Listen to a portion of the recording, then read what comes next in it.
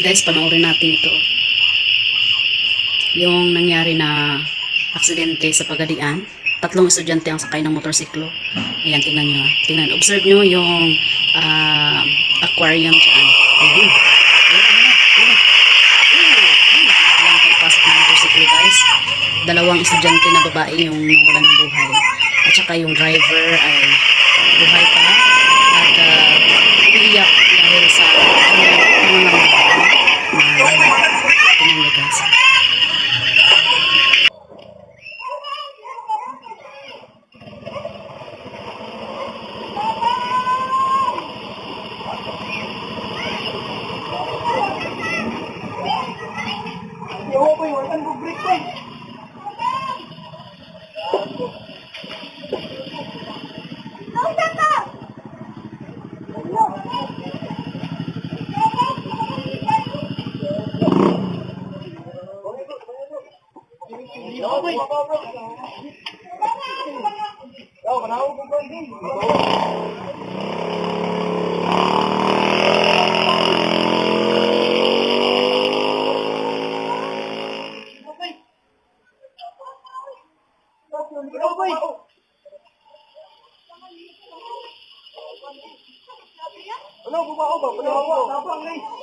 Doble ingat lang mga kabataan, isa lang ang buhay ng tao. Prayer of comfort to the bereaved family.